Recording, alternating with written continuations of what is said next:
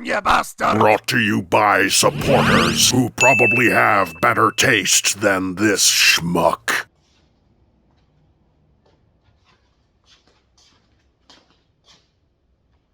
I don't like Legacy Origins, Wheeljack.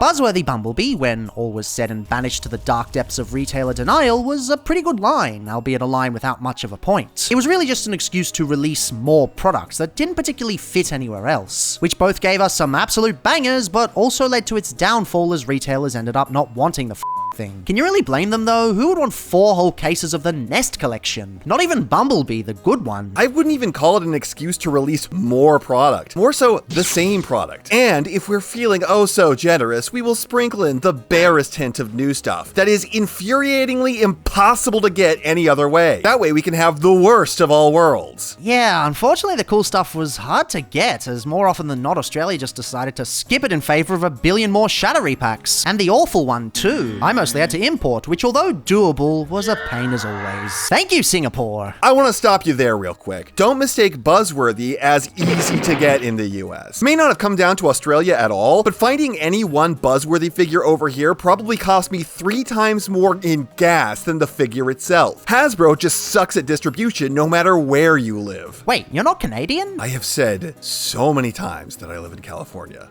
Today is fine day in California. Huh?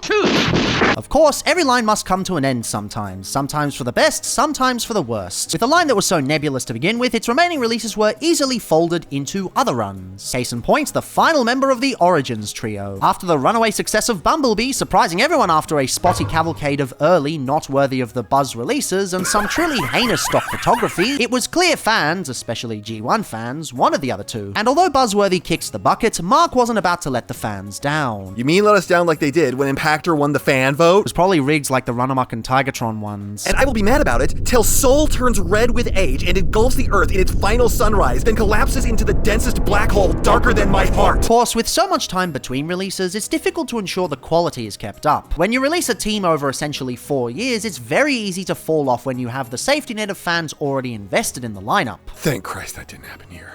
But it did. Meet me on the battlefield. I wish to feel your blood flow beneath my feet as I stand victorious over your wretched, lifeless body. I'm sure the battle will be glorious. Greetings, Cybertronians. I'm DrLockdown. And I'm that guy who's going to kill Dr. Lockdown. And today's diagnosis pertains to Legacy United Voyager Class Origins Wheeljack. I am recording this line under protest. Send help. Nobody can save you. You asked for this when you issued the challenge. Well... One thing I've enjoyed with the previous 2 outings is how dense they felt and how streamlined the silhouettes were. In both instances, they just felt premium in a way not many other Cybertronian vehicles did. They felt cut from the same cloth, despite coming from 2 separate Takara designers. At least none of them were designed by the guy behind Kingdom Rhinox. They were, and Kingdom Rhinox is awesome. You are not helping your credibility. I literally have a PhD in taste. My credibility is lower than your comprehension of Japanese G1. That was your comeback? You can do better. My credibility is lower than the chance of you releasing a news video that's valid for more than a day? Come on, man, where are your teeth? Lower than what you do to Cliff Jumper? Please, hit me already! Lower than your tolerance for trigger-happy shoulders? Oh, you Those aren't trigger-happy shoulders, they are hot rod shoulders. They've been— When we get to Wheeljack, though, unfortunately, I feel a lot of that charm is lost. What we have here is a sort of bloated trapezoid, where I can see what it's trying to do, but I just don't think it pulls it off very well. Well, I think part of what you're experiencing there is just the difference between a moving van and a sports car, and the whole point of this line is to be the thing from the show, which this is. While I understand that, the previous 2 already managed this feat pretty well. without being soft and fuzzy. Explain. I've always had a problem with certain types of surface detail. Most of the time in recent Chug, they do it pretty well, but occasionally it'll have this weird gloopy texture to it where it seems to wash the detail out. Most of the time it's due to the plastic choices, like with G-Axis and Siege Prime, but here the plastic seems fine. It seems, at least on this copy, like it's just molded that way. Interesting. There is a panel at the back, which I can see what you mean there, but the rest looks pretty crisp to me. There is a chance that your copy has some QC f***ery with the print quality, or you could just be crazy. I was crazy once, but rat room aside, it's not just that. The vehicle also occupies this weird space between curved and angular, not really committing to one or the other. It's not an accuracy thing either. The design actually takes a lot of liberties from the screen model, with a smaller window section and lacking the sloping on the sides. That's fine and all. Most Legacy figures are stylized in some sense, leading to some amazing outings. I just feel this is more of a case of stylization for the sake of stylization. Not quite on the level of Legends Satan themselves, but still, it's lacking sauce a bit. I can see where you're coming from with the windshield having a bevel from the side that's not supposed to be there, and I don't know why they did that, but at the same time, you are the guy who doesn't care much for accuracy, and this is still 95% the right thing anyways. Yes, you can lose some character if the shapes are even just a little bit off at times, but this still reads as exactly what I was looking for. So much that I didn't even notice the windshield's bowing until you pointed it out. It's not that I dislike the lacking accuracy, it's just that I don't think they pulled it off very well, without a clear goal in mind. And definitely not helped by the extremely ugly hinges on show everywhere. The paneling on this thing is just a mess. I get that it's supposed to be hollow for the gimmick we'll show later, but this might be even worse than the old Universe Ironhide with its mismatch. Not sure how they could have fixed it, maybe some stronger coloring, but that wouldn't have been accurate, so I see why they didn't. You seem to like it though, so enlighten me on what you specifically like about it. You know that's hard for me, you son of a bitch! But if you're going to torture me by making me say nice stuff about something that I like, not only does this look the most like the thing that I've wanted to see growing up my entire life, because that'd be selling it short, it just looks near perfect in general. And yes, it has some visible hinges, but I've seen worse in more awkward places, and even those I wouldn't say ruin the figure. They are a minor compromise that at worst taints the figure like 1%. I guess the nostalgia connection would account for a lot of goodwill. I know I've given a lot more leeway to figures I should have been a bit harsher on for that very reason. It's not something that works for me though. The hinges, soft mechanical detail, and general lack of direction just make this feel empty. Not literally empty, I know it's supposed to have the gimmick and all. It just feels hollow. Not like that. He feels lifeless. There. That's a word that works. We'll say the way the arms work at the front is awesome though. If there's any way they put in the effort with ingenuity and class, it's there. If I were to describe any of these figures as feeling lifeless, it's Space Jazz, the absolute brick. But I have literally no clue what you mean by lack of direction. This seems to have plenty of direction. Well, let's take Siege Prime, for instance. For all my complaints with the original, the surface detail was mostly fixed on the later versions, such as old Premier-me Finishy over here. There's a certain logic to all the greebling. It all flows in a single direction, mostly towards the mean cyberpunk lighting at the front. Greebling works best when it draws your eyes to a certain direction, and I don't think Wheeljack succeeds very well with that. In many points, they try for asymmetry, but because everything is so patchworky anyway, none of it seems to hit right. I mean, look at the top here. None of this matches up. That'd be fine if that was the point, but I'm really not seeing a point here. I can't say that I ever thought that panel lining was a reason to call a figure bad. Yes, I do see how this is asymmetrical, but on the radar of negative traits, this is about as detectable as an F-117 Nighthawk. Something detected all of once by one guy, and you are that guy. Suppose so, but I'm not gonna lie about the way a figure makes me feel. If I'm the only one who likes something, I'm gonna make it clear, and similarly, if I'm the only one who just feels nothing from an alt mode, I'm going to make that clear. And this is true. These videos are very much for us making it as well as the people watching it. But at the same time, it is a review, and reviews should acknowledge what you feel, but they should also acknowledge what is just personal preference. I've never really believed in the true objectivity of figure reviewing. One person's criteria for what makes a figure good or bad will always be completely different from another person's. I know someone who purely takes G1 representation and accuracy as the be-all end-all, and nothing else. The Pot Pie search for Alpha Trion set is the absolute peak of modern chug for him. And although I disagree violently, that's just as valid as my own stance, or your stance here. And with that stance, I genuinely think this is a pretty mediocre vehicle mode. Couldn't even get the spoiler right. It just stops. The thing about objectivity is that it can be wrong. If someone says that the Elita Infinite Combiner is good, that is incorrect. They like it, and that's fine. But based on any criteria you break out of that thing, it is failing to be even average. Meanwhile, this Wheeljack having panel lining that works a way that doesn't appeal to you is something that is only applicable to you. I don't think this is something we're ever going to agree on. We've been debating the importance of objectivity and subjectivity for years, and it's probably the biggest difference between how you approach videos and how I do. Can we at least agree that the sheer number of gimmicks they've packed into a Voyager for once is awesome? Yeah! Honestly, you don't often see this, where a modern chug just has a set of accessories that are meant to recreate that one scene from that one time. You know the one, like it's some kind of masterpiece, unless it's just a gun. Yet here we have Wheeljack sitting before us with its fire-cutting buzzsaws. I don't know why he has fire-cutting buzzsaws or how that works, but I'm still impressed that they bothered. They even pop off if you're not too fond of them, leaving room for more bloosh effects. Proving once again Hasbro needs to make more bloosh effects instead of relying on the same 3 for every figure in existence.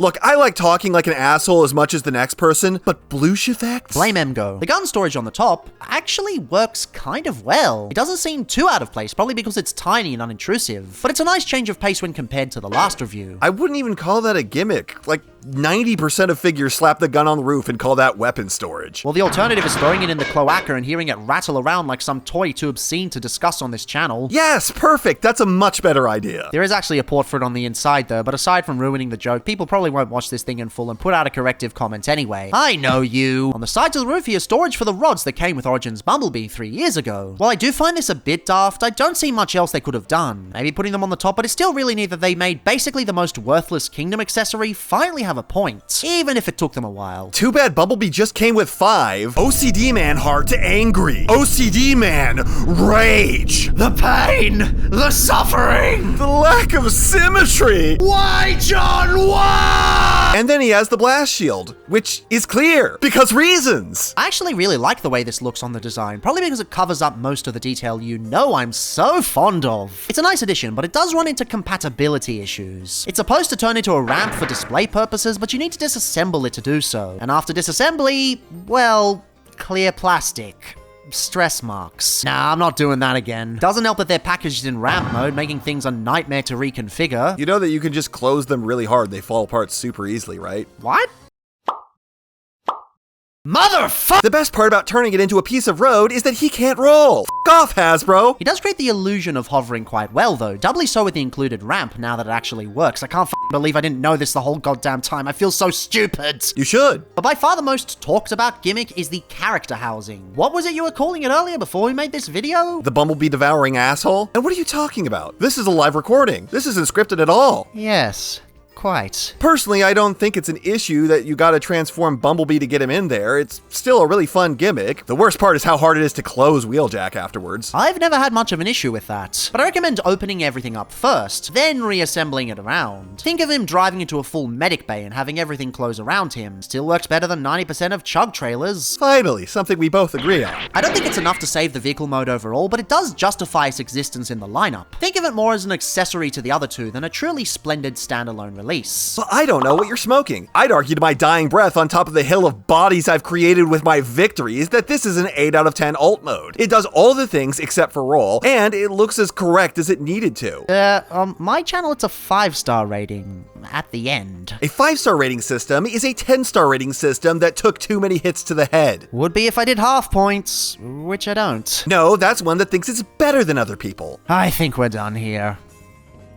The transformation on Origins Wheeljack is a style we've seen on this channel before. It's what we'd call the origami style. And this style can work very well. In fact, we've seen examples of it working very well on this channel before. But this figure isn't really like one of the good examples that Magic Square has done. It's more like one of the older, poorer examples. Nothing really feels fun to mess with. It's just incredibly clunky and it's all jest panels. Like, there's so much ingenuity they could have packed into this thing, and instead, it's just a giant shell former. Nothing against shell shell formers, mind you. They can be great, but I don't think this is a good example of it. First thing you want to do is remove all of the accessories, just as you normally would. These can stay on though, although there is a part on the back you can plug them in on later, but for now I'll just leave them off. And of course you'll need to take off the energon rods, because why would you leave those on? First thing you want to do is untab the roof. You can bring out the panels like so, come to the bottom, unpeg the chest and plug it in there. These bits will fold down at the bottom a little bit. You can then finagle these panels out of the way like so. You bring this section down a bit. And one part I do actually like is the arm transformation. This is really cool. You separate them like so, bring them down into their regular configuration. The wrists pop out and the back panels close up. And of course you rotate the wrists into place.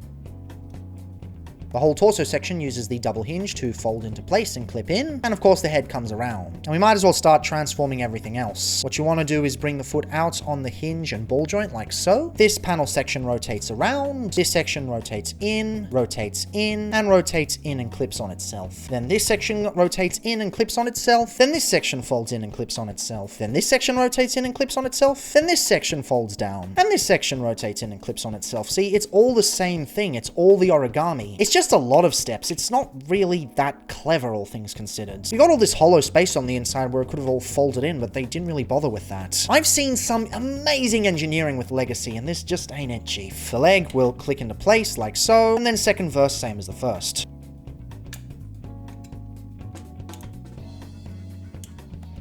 You rotate the waist 180 degrees, come to the back and rotate up these faux wings. This little line here will slot into those two there, like so. Just get in there. There we go. It's not very solid, but I guess it gets the job done. Then you just get the double hinge at the back there. Make sure you also fold around the feet. And this is what I was mentioning earlier. You do have two Bloosh ports at the back here, and because these are Bloosh compatible, they can peg on the back. This isn't something I particularly do, as I'm not a big fan of parts forming, but it is an option. And for the purpose of the review, I think I'll just give it a try once. Because if I don't give it a try now, I guess I'll never really give it a try. And it does look nice for photography, although it's just not something I particularly do. And Bob's your uncle. And yeah, it's not really that clever. It's just panels folding on panels, folding on panels, folding on panels, and that can be great, but I don't think it does this in a very interesting way. There's all this hollow space that could have been used to do some really cool stuff, but they just don't. I mean, even the Earthrise example had some really cool leg engineering, where the windshield folded into the legs. I'd love to see some of that stuff on this fella. Legacy and War for Cybertron have proven the designers are very much capable, but I just don't think this transformation is up to the same standards. And here we have a robot mode with so much of that Wheeljack vibe, it makes me want to cry. Where the ER Wheeljack had some of the proportions at least better than this, it carried none of our wacky scientist's burning soul. But this stands like an effigy to his inner energy. And maybe you want to criticize his kibble, but it's exactly as bad as Bumblebee and Jazz's. Honestly, it's weird how many similarities they all share. Primarily transforming with kibble-sided legs and double-folding backpacks. Disagree. Hard disagree. The locations of the kibble might be the same, but there's way more included. It is essentially a deluxe-sized figure with a Voyager's worth of paneling. Wheeljack looks like he's ready to go on an adventure that ruins legislation in New Zealand by the end of it. Thanks, Harvey Weinstein! Every time someone forces me to watch one of those shitty movies, it's more boring than the last. Well, that's kind of how I feel about this robot mode overall, because no matter how I look at it, no matter what angle I try to behold it from, it's a sea of both kibble and unpainted white plastic. It's a deadly combo that just makes him feel so boring. But the unpainted white is an improvement over ER Wheeljack's chain-smoking looking ass plastic. And yes, he has a bit more kibble than average, but not an exceptional amount more. Plus, it's mostly hidden from the front. I actually like both plastic colors. The choice itself isn't the issue. The choice itself is absolutely an issue. I don't want to feel like if I touch my toy, my hands are going to get greasy. Not what I'm getting at. White is a difficult color to get right. You need to balance it with highlights and breakup so that it doesn't look boring. Some decos can pull off the mono shade look, but I don't think any shade of white works as that. It's why I ditched the Earthrise battle charges, specifically Run Amok. Accurate or no, that thing was ridiculously boring. We will just have to strangle each other till one of us is left standing on that. Pure white is one of the best color schemes of all time. At least I can die content with the fun pub renditions. Point is, it's not the white itself, because there is breakup present. It's the combination of white and the increased kibble, which just leads to swaths of dead zones on the toy. Maybe it would work in true Gremlin Sunbow proportions, where the legs are way thinner, but that just isn't feasible on a physical plastic construct where mass shifting is against the laws of physics. So, modify it a bit. change some of the colors to better reflect the new proportions. Bumblebee did. Works great for him. Give me that roaring 20s color scheme any day of the week. But also, I don't think that there are as many alterations to Bumblebee as you seem to think there are. Also, I don't really see there being a definitive color scheme that can slim down a character's proportions. Maybe he'd feel a bit less pudgy if the chest had some more paint. At the moment, the chest feels the entirely wrong shape. That in itself wouldn't be an issue with a darker shade. The Earthrise version made it work, and arguably you could be less harsh on it at roughly half the budget. But in this toon-accurate turquoise coloring, it just looks cheap and unfinished. The shade itself isn't. It's lovely. It's the shaping that creates the illusion of cheapness. No, the Earthrise did not do it better in any way, shape, or form. Have you seen how much better this thing looks with a lighter chest and without the shape of it just being the windshield carelessly sliced in half? It should be like a shield, never a square, which this does trend towards a little. I don't deny that Space Wheeljack looks pudgy. At the same time, it feels like the guy's so much better. Yeah, with the lack of paint on the faux windshield, it does look pretty square. You'd only need 2 small white paint apps here and there, and it would look much better. Toy Hacks even proves this, and I mean, it's already a... Wait, hang on, aren't you mad it's a faux part? Don't change the subject. And also, they can't help but faux form when the show was faux forming to hell. Also, they pretty much tapped the paint budget with the rest of the thing. Alright, head sculpt then. That's changing the subject again! You. The shaping is very nice, but thanks to the toon deco, I feel it just comes across as a bit dull. Never been a fan of the sunken-in eyes look that derives from the abundance of grey. It's accurate, but by god is it boring. I'm starting to think that you just don't like Wheeljack's classic look. You want his chest to be black, you prefer ER squareness to this thing's imperfect but far closer shield shape, and now what I would define as the best, most accurate, spirit-capturing head any of his figures have ever had looks bad to you? I mean, I don't like the toon designers, I don't like many of the Sunbow renditions, but what I really don't like is how they've tried to force the Sunbow model against the car-carrying gimmick. The two can be married with more compromises, but they never made those compromises. And the thing is, I know the designer can do better. Unlike Origins Bumblebee, who was produced by the GOAT Takashi Kunihiro, Jackie and Jazz were designed by Yuya Onishi. Not all of his figures have been bangers. But you have to remember, he is also responsible for the Tetrajets and Siege Prime. Personal criticisms of the latter aside, I know he can marry aesthetics better. He has done in the past, and there's brief glimpses of that brilliance here and there. Hell, the shoulders are basically Tetrajet shoulders. Reminds me of a better toy, and that makes me sad. But that means that you're holding the very point of this subline against itself. They are recreating an exact moment of the G1 cartoon. If this isn't trying to look as faithful as possible, it's losing its whole reason for existing. This isn't like hypothetically including a retool of Ironhide as Space Wheeljack in Siege. The point here is to be as screen accurate as they could get on a Voyager budget. Is it too much to ask for both? I know what Yuya is capable of. I know what Legacy on the whole is capable of. Sometimes, sadly yes. Fundamentally changing Wheeljack's chest and head would be trying to have it 2 impossibly conflicting ways. We should all want figures to be the best they can be. It's not asking too much to get our money's worth, but we can't make a thing that intentionally drifts from Wheeljack's design that also looks like him in a particular moment. I'm not saying it needs to be a massive departure, I'm just saying there had to be another way. I realize it's poor form to judge a figure based on what it's not instead of what it is, but I just look at it, and even with his accessory storage or its admittedly decent posing,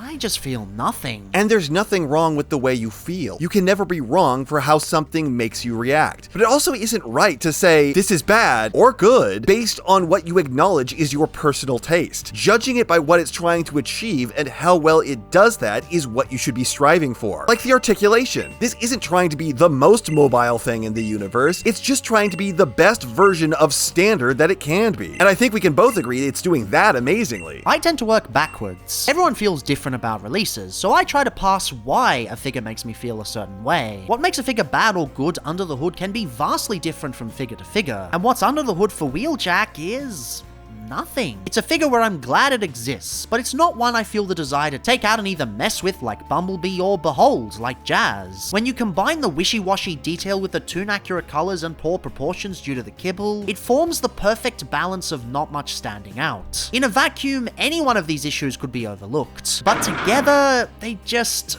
turn into slop. Indeed, and I agree that there is no one-size-fits-all definition for what makes a figure good. It is unique to each individual and how well it achieves the goals it had. For instance, in my assessment, Origins Jazz is terrible. The robot mode has a gimped chest and half-completed shins, the articulation is deeply substandard, the transformation is boring going into vehicle mode, and borderline requires pliers and a hammer to get back into robot mode, and the alt mode is correct, but it does nothing to get there. It's just weak in all senses. This wound up with an admittedly more compromised robot mode, but it was trying to do so much more. And I think it hit every point with a reasonable level of aplomb. Perhaps. I just feel a little opposed to what it's trying to do specifically, and it's not quite good enough to get over that threshold for me. Not every toy is going to be a hit in absolutely everyone's eyes, unfortunately. Them's just the breaks.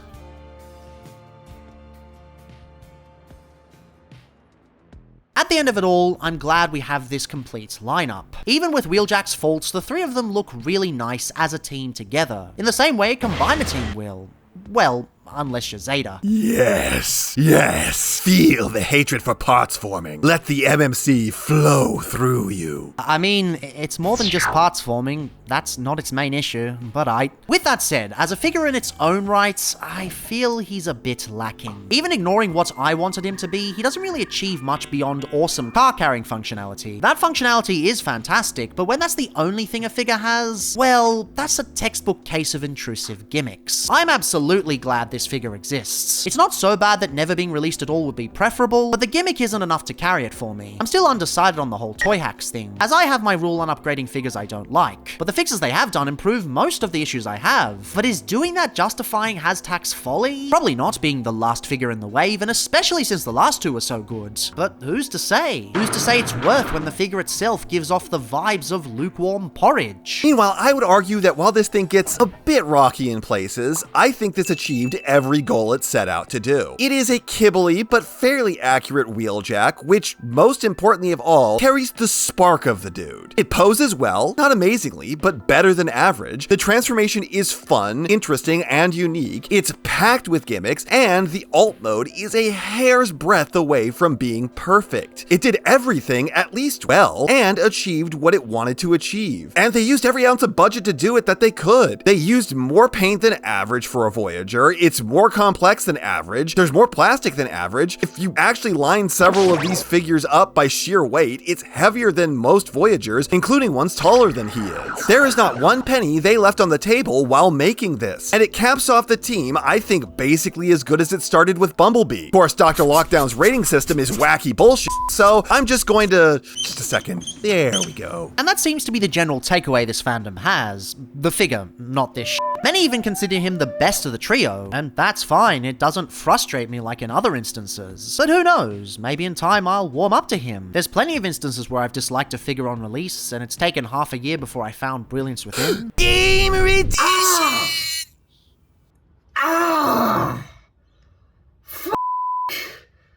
Ow! Jesus. Look, when you finally come to the conclusion that this is great, then you can hit me up and tell me how right I was. Maybe next millennium. Until then, as always, fandom public consciousness is a conversation, so drop your thoughts on the State of the Origins collection below, not to be confused with State of Origin. Sports are stupid. Collect Transformers like a normal person. No one on Earth knows what you just said. Have you been disappointed in any of these 3 outings? Or, did any of you understand what Lockdown just said? Would you like to see Hashtag make more of these Cybertronian classics in the future? He just explained it to me and I still think it's dumb. And as always, remember... It's about rugby. F***ing rugby. The line is, there's a context for everything. Rugby! Till next time. Rugby!